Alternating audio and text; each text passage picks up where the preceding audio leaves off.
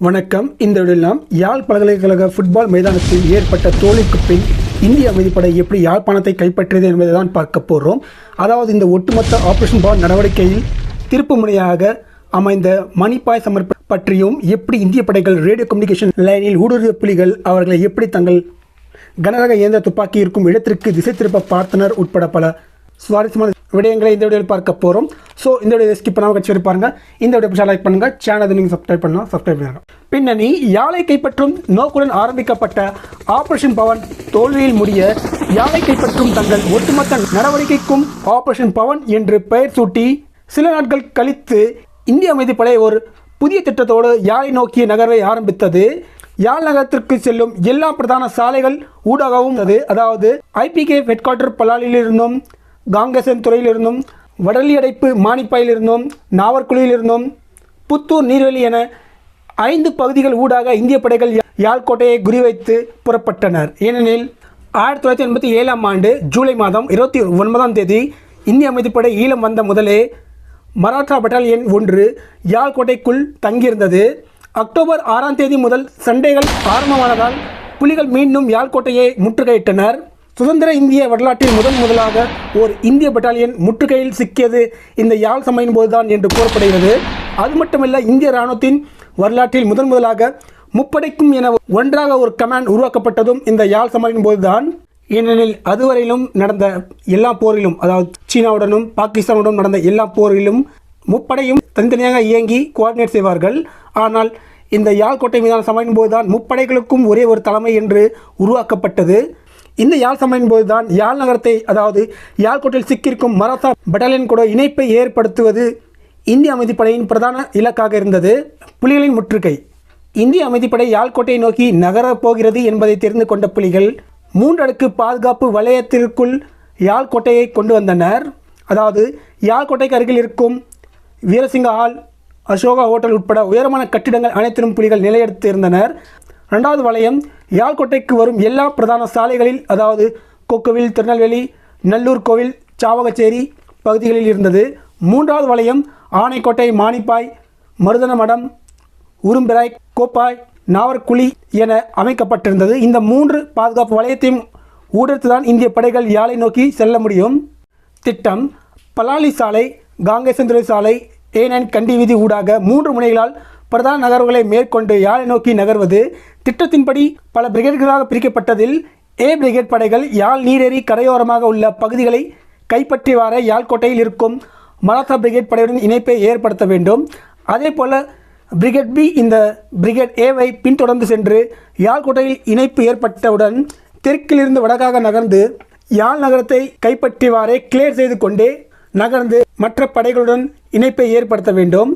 1987ஆம் ஆண்டு அக்டோபர் மாதம் 17ஆம் தேதி மாலையே 4 மணி அளவில் பிரிகேட் A மானிப்பாய் பக்கமாக நகர்ந்தவாறே யாழ் நோக்கி நகர்ந்தபோது வேறு 1 கிலோமீட்டர் மட்டுமே கடந்த நிலையில் புலிகள் அவர்களை முன்னேற விடாமல் மறித்து சண்டை செய்து அவர்களை நிறுத்தினர். இதேவேளை ஆனைக்கோட்டையில் இந்திய படையின் மாஹார் படைப்பிரிவை சேர்ந்த கம்பெனி 1 வான்வழியாக தரையிறக்கப்பட்டது. அவர்களையும் புலிகள் அதே இடத்தில் பின் செய்து, அதாவது பக்கம் நகராதவாறு ஆனைக்கோட்டையிலே நிறுத்தி சண்டை செய்து தடுத்து வைத்திருந்தனர். திட்டத்தின்படி முன்னாடி செல்லும் பிரிகேட் Aவை பிரிகேட் B பின்தொடர்ந்து செல்ல வேண்டும்.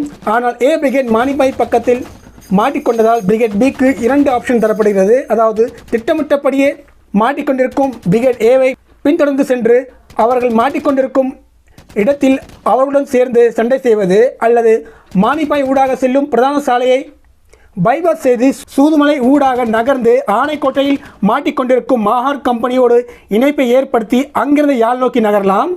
ஆனால் B பிரிகேட் தளபதி ஒரிஜினல் திட்டத்தையே ஃபாலோ செய்ய முடிவெடுக்கிறார். அதாவது பிரிகேட் A மாட்டிக்கொண்டிருந்த மானிப்பாய் பகுதிக்கு செல்கிறார். அங்கு சென்ற பின் அவர்களாலும் ஒன்றும் செய்ய முடியவில்லை. அதாவது 2 பிரிகேட் படையும் மானிப்பாயில் சிக்கிக்கொண்டது. அதனால் திட்டம் ஆரம்பித்து 10 மணி நேரம் ஆகியும் 1 கிலோமீட்டர் மட்டுமே நகர்ந்த 2 பிரிகேட் படைகளும் அடுத்து என்ன செய்வது என்று திட்டம் போட ஆரம்பித்தனர். இந்த நிலையில்தான் ரிசர்வில் வைக்கப்பட்டிருந்த நேப்பியர் ரைஃபிள்ஸ் படையணியும் அனுப்பப்படுகிறது. 1987ஆம் ஆண்டு அக்டோபர் 18 காலை 4 மணிக்கு மருதமடம் பகுதியிலிருந்து உடுவில் நோக்கி நகர்ந்த இந்த நேப்பியர் ரைஃபிள்ஸ் படைப்பிரிவு காலை 7 மணி அளவில் இந்த 2 பிரிகேட் மாட்டிக்கொண்ட மானிப்பாய் பகுதிக்கு வந்து சேர்ந்தது. இப்பொழுது ஐபிகேஎஃப் ஹெட் குவார்ட்டர் 2 திட்டங்களை தயார் செய்கிறது. ஒன்று, நேப்பியர் ரைஃபிள்ஸின் ஒரு படைப்பிரிவு மண்டைத்தீவில் திரையிறக்கப்பட்டு அங்கிருந்து வடக்கே நகர்ந்து யாழ்கோட்டையில் உள்ள மராத்தா படையுடன் இணைப்பை ஏற்படுத்தும். 2, ராஜ்புத்தன ரைஃபிள்ஸ் சேர்ந்த இன்னொரு கம்பெனி 4 ரீகாயில்லெஸ் கன்ஸ், அதாவது புலிகளின் காங்கிரீட் பங்கர்களை அழித்தவாறே முன்னேறவும் புலிகளின் கன்னிவெடியிலிருந்து தப்ப 2 பிஎம்பி, அதாவது கவச துருப்பு காவி வாகனங்களோடு மானிப்பாய் யாழ் சாலை ஊடாக முன்னேறி ஆனைக்கோட்டையில் உள்ள மகார் கம்பெனியோடு இணைப்பை ஏற்படுத்தி கொண்டு யாழ்கோட்டை நோக்கி முன்னேறுவது. இந்த நிலையில்தான் முதல் திட்டமான வான்வழியாக மண்டைத்தீவில் தரையிறங்கி யாழ்கோட்டை நோக்கி நகர போதுமான ஹெலிகாப்டர்கள் இல்லாத காரணத்தால் அந்த திட்டம் கைவிடப்படுகிறது. இதனால் கவச எதிர்ப்பு வாகனங்கள் உதவியுடன் முன்னேறும் 2வது திட்டத்தை செயல்படுத்த முடிவு செய்யப்படுகிறது. இந்த ஒட்டுமொத்த ஆபரேஷன் பவனில் முக்கிய பங்கு வகித்த திருப்பு முனையாக அமைந்த மானிப்பாய் சமர் நடத்தப்படுகிறது. மானிப்பாய் சமர் நோக்கம், முடிந்த அளவுக்கு சீக்கிரமாக ஒரு பெட்டாலியன் மானிப்பாயில் தொடங்கி யாழ் நோக்கி நகர்ந்து ஆனைக்கோட்டையில் உள்ள மகார் கம்பெனியோடு இணைந்து முன்னோக்கி நகர்ந்து யாழ்கோட்டையில் சிக்கியிருக்கும் மராத்தா படையுடன் இணைப்பை ஏற்படுத்த வேண்டும். திட்டம், 2 ஆர்சிஎல் கன் உதவியுடன் ஏ கம்பெனி படை மானிப்பாய் யாழ் பிரதான பகுதி ஊடாக நகரும். அதேபோல் 2 படைப்பிரிவுகள் இந்த கம்பெனிக்கு 2 பக்கமாக நகரும். இதேவேளை பொறியாளர்கள் பிரிவுடன் ஒரு படைப்பிரிவு மானிப்பாய் யாழ் பிரதான சாலை ஊடாகவே நகரும். ஏனெனில் புலிகள் அந்த பிரதான சாலையில் கன்னிவெடிகள் புதைத்து ரிமோட் கண்ட்ரோல் உதவியுடன் வெடிக்க வைத்துக் கொண்டிருந்தனர். இதனால் இந்த பொறியாளர்கள் அந்த சாலையை கிளியர் செய்து கொண்டே வர வேண்டும். இந்த ஏ கம்பெனிக்கு பின்னால் 2 பிஎம்பி, அதாவது கவச துருப்பு காவி வாகனங்கள் செல்லும். இவர்களுக்கு பின்னால் கம்பெனி பியும் கடைசியாக கம்பெனி டி நகரும். இவர்கள் ஆனைக்கோட்டையில் மகார் கம்பெனியோடு இணைப்பை ஏற்படுத்திய பின்பும் நிற்காமல் தொடர்ந்து யாழ் நோக்கி முன்னேற வேண்டும். இந்த நகர்வுக்கு உடுவில் பகுதியில் இருந்து மோட்டார் சூட்டு ஆதரவு வழங்கப்படும். அதே போல 2 ஆர்டிலரிகள் வழங்கப்பட்ட போதிலும் புலிகள் கட்டுப்பாட்டு பகுதியில் ஃபார்வர்ட் அப்சர்வர்கள் இல்லாத காரணத்தால் கடைசி வரை இந்த 2 ஆர்டிலரிகள் பயன்படுத்தப்படவே இல்லை. சமர் 1987 ஆண்டு அக்டோபர் 18 அன்று மதியம் 1:30 மணி அளவில் மானிப்பாய் நோக்கி ஏ கம்பெனி நகர்கிறது. அவர்களை தொடர்ந்து திட்டமிட்டபடியே சிபிடி கம்பெனிகளும் நகர்கிறது. மானிப்பாயை ஏ கம்பெனி அடைந்தவுடன் புலிகளின் உக்கிர தாக்குதலை எதிர்கொண்டது. அதே போல் ஐஇடிகளையும் ஆக்டிவேட் செய்த புலிகள் ஏ கம்பெனி படைகளை தாக்கியது. மானிப்பாய் அடைந்த சில நிமிடங்களில் ஏ கம்பெனி பலத்த சேதங்களை சந்திக்கிறது.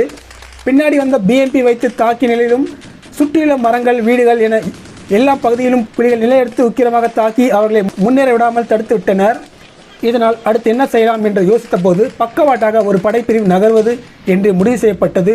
அதாவது மானிப்பாய் பகுதியின் மேற்கு தெற்காக நகர்வது என்று முடிவு செய்யப்பட்டது. இந்த திட்டம் ஒரு திருப்பு முனையாக அமைந்தது.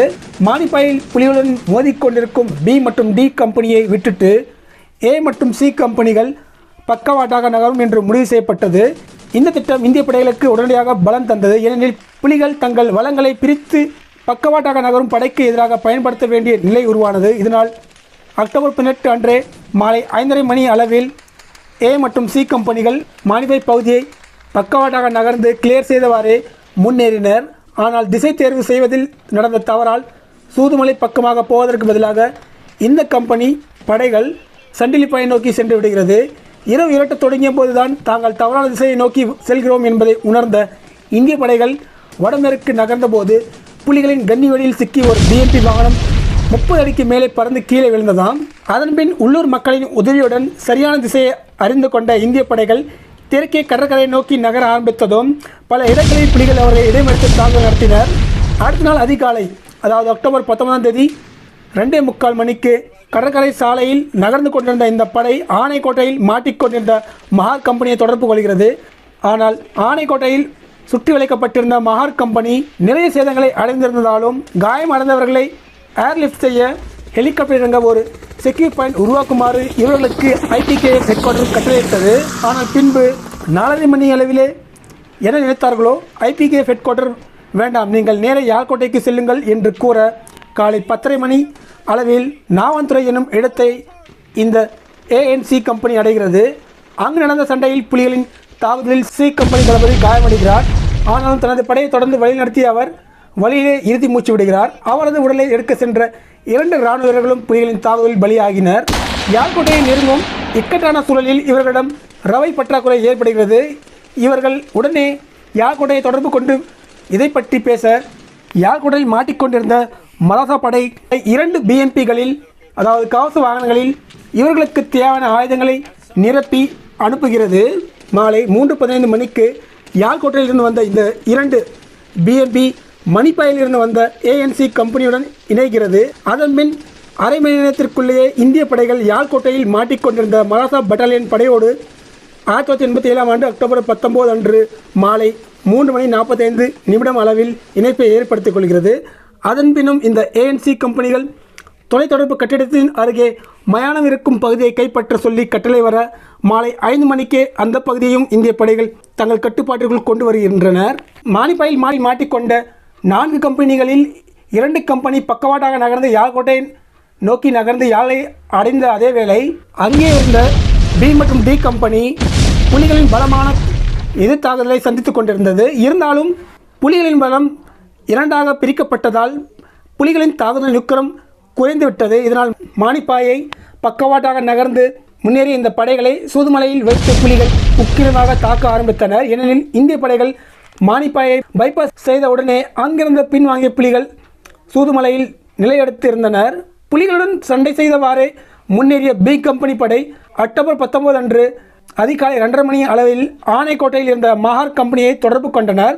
அப்போது இந்திய படைகளின் தொலைத்தொடர்பு அலைவரிசையில் ஊடுருவியிருந்த புலிகள் இந்த இடத்தில் மகார் கம்பெனி கமாண்டர் மேஜர் கன்பத் போல பேசி பி கம்பெனியை வேறு இடத்திற்கு திசை திருப்பி தாங்கள் தயாராக வைத்திருக்கும் ஹெவி மெஷின்கன் இருக்கும் பகுதிக்கு வரவழைக்க முயற்சி செய்கின்றனர். ஆனால் எப்படியோ இதனை கண்டுபிடித்துவிட்ட பி கம்பெனி சுதாரித்து கொண்டது. இல்லையெனில் அன்று புலிகள் அந்த பி கம்பெனி முழுவதையும் அழித்திருப்பார்கள் என்று கூறுகிறார் அன்று அந்த சமரில் ஈடுபட்ட தளபதி ஒருவர்.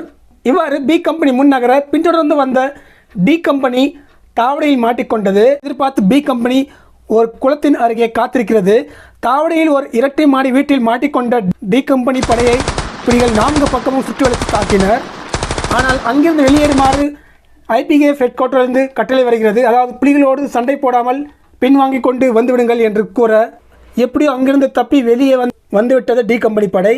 ஆனாலும் இவர்களுக்கும் ஆனைக்கோட்டையில் சிக்கி இருந்த மகார் கம்பெனிக்கும் இடையே இருந்த இடைவெளி வெறும் 800 யார்டு என்ற போதிலும் புலிகளின் பலமான எதிர்த்தாக்குதலால் தென்னந்தோப்பில் சிக்கிக்கொண்ட இந்திய படைகளுக்கு இந்த 800 யார்டை கடக்கவே 5 மணி நேரம் ஆகிவிட்டது.